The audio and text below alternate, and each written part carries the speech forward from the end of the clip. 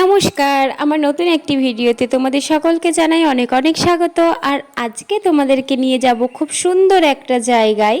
আজকে বিকেল বিকেল ঠান্ডা ঠান্ডা পরিবেশ, আমরা বেরিয়ে পড়েছি। আর আজকে যাব ভগীরথপুর হয়ে অচিনতলা, এবং অচিনতলাতে রয়েছে অচিন গাছ, সেটাই দেখতে যাব যে কেমন গাছটা, কীরকম কী বা তোমাদেরকেও দেখাবো। এখন আমরা রয়েছি সুন্দরপুর ঘাটে। আর আমরা এখন তর্তিপুর মানে ওই ঘাট বলতে পারো এটাকেও। তো খুবই সুন্দর, দেখতেই পাচ্ছ সূর্যাস্তের সময় বিকেলবেলা খুবই সুন্দর পরিবেশ। এই জায়গাটাও কিন্তু বেড়ানোর মতন খুব সুন্দর একটা জায়গা।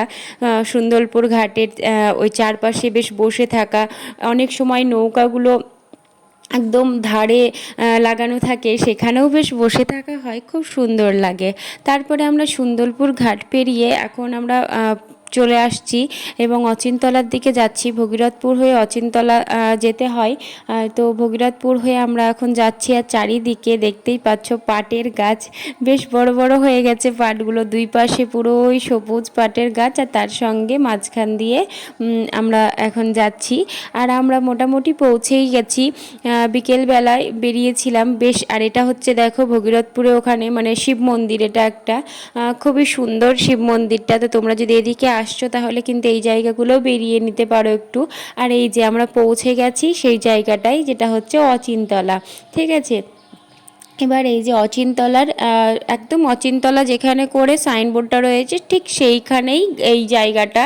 আর এই যে দেখো চারপাশে ঘেরা, মানে পুরো প্রাচীর দিয়ে ঘেরা আছে জায়গাটা, কারণ ভেতরে একটা ওই মাদ্রাসা আছে, সেই জন্যই আর কি বোধহয় ঘেরাটা, ঠিক আছে। আর এই যে দেখো কি সুন্দর চারিদিকে পুরো বট গাছের যেরকম মানে গাছ হয় না, যেরকম বড় বড় ঝুড়ি নেমে নেমে আবার গাছ হয়ে গেছে, ঠিক সেই রকমই একদম এ প্রান্ত থেকে শুরু তো ও প্রান্ততে শেষ, একদম মানে কোথায় মানে প্রথম শুরু হয়েছে গাছটার কোথায় শেষ বলা খুবই মুশকিল।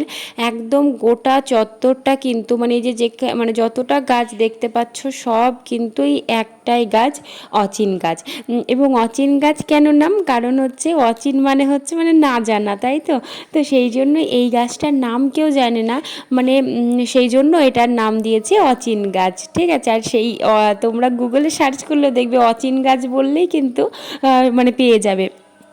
এবং গাছটা দেখলাম, গাছটা দেখতে কিন্তু অনেকটা যেরকম বট গাছ হয় না ঠিক সেই রকম। এবং গাছের পাতাটাও দেখলাম, গাছের পাতাটা দেখতে তোমার মানে ওই বট গাছ আর জাম গাছকে মেশালে, মানে জামের পাতা আর বটের পাতা যদি মেশানো হয় তাহলে ঠিক যেরকমটা হবে ঠিক সেরকমটা, ঠিক আছে। ওখানে দেখো মাদ্রাসার মানে কি বলে আমি তো জানি না, যাই হোক মানে মাদ্রাসার স্যার আর কি বা যিনি রয়েছেন উনি বলছিলেন যে গাছটা মানে ওনারা যতদিন থেকে রয়েছেন বা ওনারা দেখে আসছেন বা ওনাদের মানে পূর্বপুরুষরা দেখে আসছেন যে এইভাবেই কিন্তু গাছটা একটা থেকে আরেকটা, একটা থেকে আরেকটা মানে ঝুড়ি নামে, ঝুড়ি থেকে আবার যেভাবে বট গাছ দেখতে পাই আমরা ঠিক সেই রকমভাবেই পুরো চত্বরটা কিন্তু এই অচিন গাছেই পুরো ভর্তি হয়ে গেছে।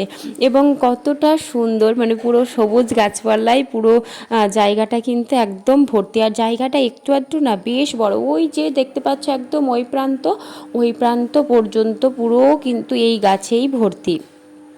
আর তোমাদেরকে দাঁড়াও পাতাগুলো আশা করছি তোমরা একটু একটু দেখতে পাচ্ছ, দেখে তোমাদের কি মনে হচ্ছে যে এটা কিসের পাতা সেটা কিন্তু অবশ্যই মানে আমাকে জানিও, যেটা তোমাদের দেখে কোন গাছের পাতার সঙ্গে মিল লাগছে। আমার তো মানে আমি যেটা বললাম যে আমি দেখলাম সেটা হচ্ছে আমার দেখে মনে হলো যেমন বট পাতা হয়, ঠিক আছে, সেরকম বট পাতার মতো। আর জামের গাছ বা জামের পাতা যেরকম হয় না ঠিক সেই রকম জামের পাতা আর বটের পাতাকে মেশালে যেরকম হবে ঠিক সেই রকম ধরনের লাগছে, ঠিক আছে। তোমাদের কেমন লাগছে দেখো, তোমাদের কেমন লাগছে গাছটাকে দেখতে বা পাতাটাকে দেখতে, কোন গাছের মতো মিল পাচ্ছ সেটা কিন্তু আমাকে কমেন্টে অবশ্যই জানিও।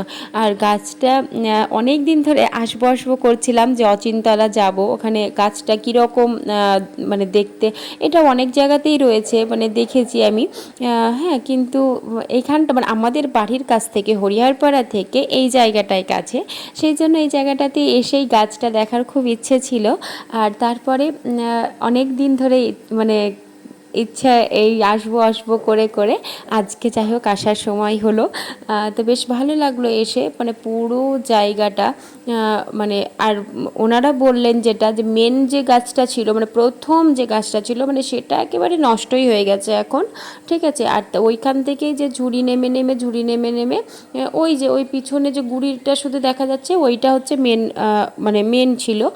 তারপরে ওখান থেকেই আর কি মানে চারিদিকে ঝুড়ি হয়েছে, আর ওখান থেকেই আবার নতুন গাছ হয়ে গেছে। আর বলছি তো ওই দিক থেকে এই প্রান্ত পর্যন্ত, ঠিক আছে, ওই দিকটা পুরোটা দেখালাম তোমাদেরকে, এই দিকটাতেও দেখো, মানে পুরো চত্বর কিন্তু একইভাবে এই গাছেই ভর্তি, ঠিক আছে। খুবই সুন্দর লাগলো দেখতে এসে। তোমাদেরও কেমন লাগলো সেটাও কিন্তু অবশ্যই জানিও। আর ওই যে বললাম যে গাছটা তোমাদের কোন গাছের পাতার মতন দেখতে লাগছে সেটা কিন্তু অবশ্যই জানিও। আর শ্রেয়ান এখানে এসে আপন মনে খেলছে, পুরো মানে বড় জায়গা পেয়ে গেছে ওর, তো দেখে কে, ঠিক আছে। আর তোমাদের জায়গাটা কেমন লাগলো ঘুরতে সেটাও কিন্তু অবশ্যই জানাবে। জায়গাটাও কিন্তু খুবই সুন্দর, দেখতে পাচ্ছ চারিদিকটা কিন্তু বিরাট বড় একটা এলাকা। এখন মানে গাছের ডালের চক্করে প্রাচীর ভেঙে গেছে, ঠিক আছে। এক এক এই দিকটায় যে প্রাচীরগুলো রয়েছে সেগুলো এই গাছের কারণেই মানে ভেঙে গেছে আর কি।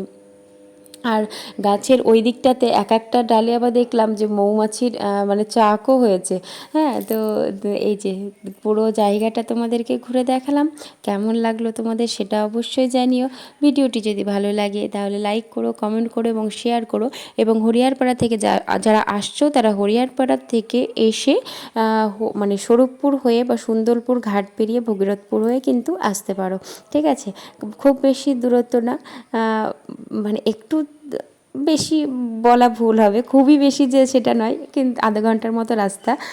বেশ ভালোই লাগবে আসলে, জায়গাটা বেশ খুবই সুন্দর। আর এই যে পাতাটা দেখো, পাতাটা তোমাদের কিসের মতো লাগছে সেটাও কিন্তু অবশ্যই জানাবে। তো চলো, আমাদের ঘোরা হয়ে গেল, এবার আমরা বাড়ির পথে। তো তোমাদেরও কেমন লাগলো সেটাও কিন্তু অবশ্যই জানিও। ভিডিওটি ভালো লাগলে লাইক করো, কমেন্ট করো এবং শেয়ার করো। এবং আমার চ্যানেলে যদি নতুন বন্ধু হয়ে থাকো তাহলে চ্যানেলটিকে সাবস্ক্রাইব করে চ্যানেলটির পাশে থেকো। Thanks for watching, bye bye.